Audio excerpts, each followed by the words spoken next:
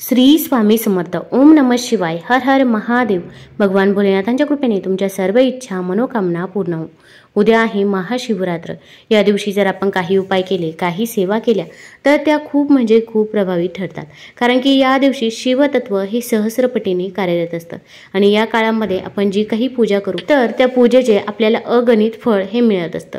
महाशिवरात्र हा जगभरातील शिवभक्तांसाठी एक महत्त्वाचा दिवस आहे.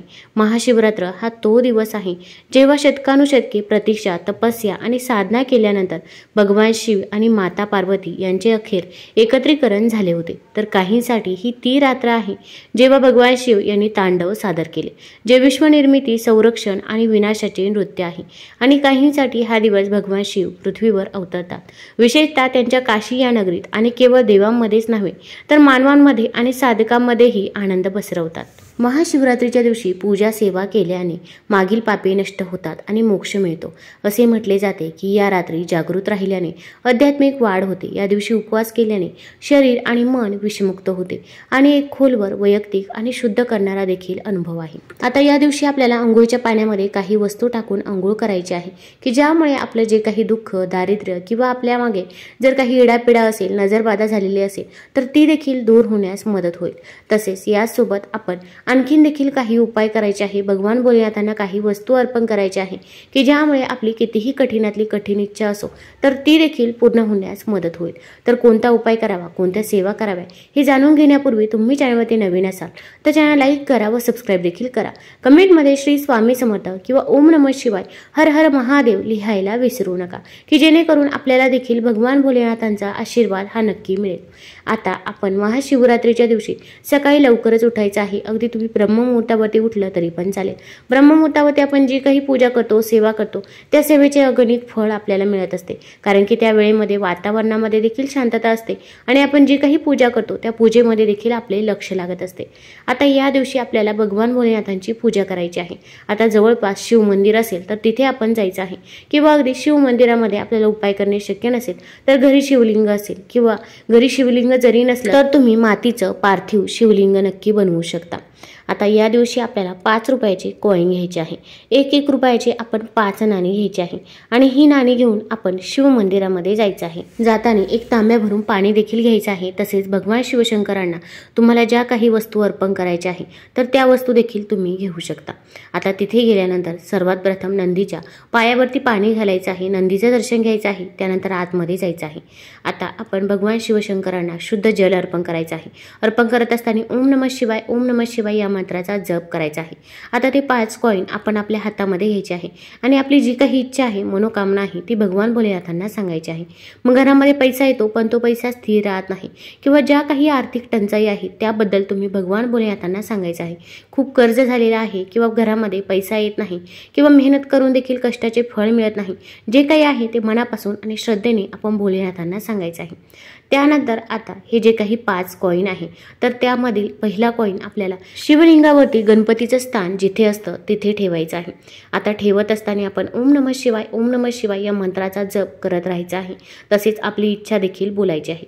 त्यानंतर दुसरा कॉईन हा भगवान कार्तिकेयांची जी जागा आहे तिथे ठेवायचा आहे. तिथे देखील बोलताना ओम नमः शिवाय आणि त्यानंतर आपली इच्छा बोलायची आहे. त्यानंतर तिसरा कॉईन हा अशोक सुंदरीची जी जागा आहे तिथे ठेवायचा आहे. त्यानंतरचा चौथा कॉईन माता पार्वती जवळ ठेवायचा आहे. अशा प्रकारचे 4 कॉईन आपण शिवलिंगाजवळ ठेवायचे आहे. ठेवत असताना ओम नमः शिवाय आणि त्यानंतर आपली इच्छा व्यक्त करायची आहे. आता तुम्हाला स्क्रीनवरती फोटो दिसत असेल तर त्यामध्ये जी काही अशोक सुंदरी, श्री गणेशाची आणि कार्तिकेयची जागा आहे, माता पार्वतीची जागा आहे, तिथेच आपल्याला 1 रुपयाचे नाणे ठेवायचे आहे. आता इथे ठेवून झाल्यानंतर आपण मंदिराच्या बाहेर जायचं आहे आणि भगवान नंदी महाराजांजवळ देखील 1 रुपया ठेवायचा आहे. ठेवत असताना आपण ओम नमः शिवाय आणि त्यानंतर आपली इच्छा बोलायची आहे. आता हा उपाय कोण करू शकतं तर घरातील कोणत्याही व्यक्तीने हा उपाय, ही सेवा केली तरी पण चालेल. फक्त सूतक असेल किंवा मासिक धर्म असेल तर या काळामध्ये आपल्याला हा उपाय, ही सेवा करता येणार नाही. फक्त मनापासून आणि श्रद्धेने हा उपाय करा. बघा तुम्हाला त्याचा रिझल्ट हा नक्कीच लवकरात लवकर बघायला मिळेल व आपली जी काही इच्छा आहे ती इच्छा देखील पूर्ण होईल. आता यानंतरचा दुसरा उपाय करायचा आहे तर आपल्याला अंघोळीच्या पाण्यामध्ये काही वस्तू टाकायच्या आहे. भरपूर वेळा आपण मेहनत करतो, मेहनतीचे फळ मिळत नाही.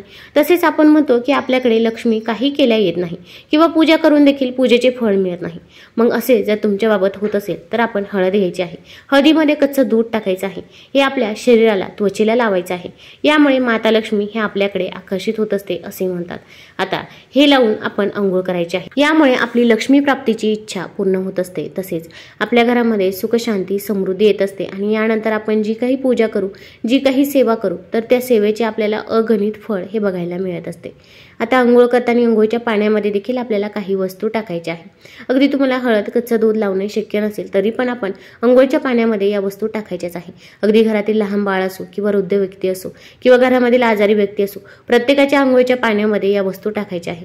आता घरामध्ये असे काही व्यक्ती असतात की त्यांचा या गोष्टींवरती विश्वास नसतो. अगदी त्यांच्या न कळत देखील तुम्ही अंघोळीच्या पाण्यामध्ये या वस्तू टाकू शकता. आता या दिवशी पवित्र तीर्थस्थानी स्नान करणे याला खूप महत्त्व आहे, पण आपल्याला अशा ठिकाणी जाणे शक्य होत नाही. म्हणून आपण घरीच अंघोळीच्या पाण्यामध्ये 2 थेंब गंगाजल टाकायचे आहे. तसेच चिमूटभर हळद टाकायची आहे. हळद ही भगवान विष्णू, माता लक्ष्मीला अत्यंत प्रिय आहे. तसेच हळद आपला गुरुग्रह देखील बळकट करत असते. तसेच थोडंसं कच्चं दूध देखील टाकायचं आहे. यामुळे आपला चंद्र बलवान होत असतो. तसेच थोडेसे काळे तीळ टाकावे आहे. काळे तीळ हे आपल्या पितरांना समर्पित आहे. तसेच महाशिवरात्रीच्या दिवशी काळे तीळ टाकून जर आपण अंघोळ केली तर आपली कालसर्प दोषापासून देखील मुक्तता होत असते असे म्हणतात. आता या 4 वस्तू टाकून आपण अंघोळ करायची आहे. अंघोळ करत असताना आपल्याला एका मंत्राचा जप करायचा आहे किंवा अगदी पाण्यामध्ये या वस्तू टाकत असताना जरी तुम्ही हा मंत्र म्हटला तरी पण चालेल. तर तो मंत्र असा आहे की गंगेच यमुनेचैव गोदावरी सरस्वती नर्मदे सिंधू कावेरी जलेस्मिन सन्निधिं कुरु. हा मंत्र म्हटल्यामुळे आपल्याला पवित्र तीर्थस्थानी स्नान केल्याचं पुण्यफळ हे प्राप्त होत असतं. आता लहान मुलांना हा मंत्र म्हणणे शक्य होणार नाही. अशा वेळी तुम्ही अंघोळीच्या पाण्यामध्ये या वस्तू टाकत असता तेव्हा तुम्ही जरी हा मंत्र म्हटला तरी पण चालेल. तसेच जर आपल्याकडे जर गंगाजल नसेल तर अंघोळीच्या पाण्याकडे एकटक बघत राहावे, गंगा नदीचे स्मरण करावे आणि हर हर गंगे म्हणत आपण अंघोळ करावी. यामुळे देखील आपल्याला गंगा नदीमध्ये स्नान केल्याचे पुण्यफळ हे प्राप्त होत असते. आता या दिवशी अंघोळ झाल्यानंतर शुभ्र रंगाची वस्त्र परिधान करायची आहे. पांढऱ्या रंगाची, पिवळ्या रंगाची किंवा लाल रंगाची वस्त्र परिधान करू शकता. फक्त काळा रंग हा वर्ज्य करायचा आहे. आता यानंतर आपल्याला सर्वात प्रथम एक काम करायचं आहे. मुख्य दरवाजा उघडायचा आहे आणि या उंबरठ्यावरती आपल्याला काही वस्तू शिंपडायच्या आहे. तर आपल्या घरामध्ये जर गंगाजल असेल तर पाण्यामध्ये 2 थेंब गंगाजल टाकायचं आहे किंवा फक्त शुद्ध जल घेतलं तरी पण चालेल. त्यामध्ये चिमूटभर हळद टाकायची आहे आणि हे पाणी आपण आपल्या मुख्य दरवाजावरती शिंपडायचं आहे. यामुळे माता लक्ष्मी ही आपल्या घराकडे आकर्षित होत असते व आपलं दुःख, दारिद्र्य हे संपुष्टात येत असतं व आपल्या घरामध्ये पैसा येण्यास सुरुवात होत असते. तसेच हळदीचं पाणी देखील आपण मुख्य दरवाजाच्या बाहेर शिंपडावं. यामुळे देखील आपल्या घरामध्ये कोणतीही नकारात्मक ऊर्जा प्रवेश करत नाही. घरामध्ये फक्त सकारात्मक ऊर्जेचाच प्रवेश होतो. तसेच दाराबाहेर मोठी रांगोळी काढणे शक्य नसेल तर फक्त माता लक्ष्मीची पावलं काढली तरी पण चालेल. एका पावलामध्ये हळद टाकायची आहे, दुसऱ्या पावलामध्ये कुंकू टाकायचं आहे. तसेच उंबरठ्याचं लेपन करायचं आहे. हळद आणि गोमूत्र एकत्र करून उंबरठ्याचं लेपन देखील या दिवशी करायचं आहे. यामुळे देखील सकारात्मकता आपल्या घरामध्ये येत असते.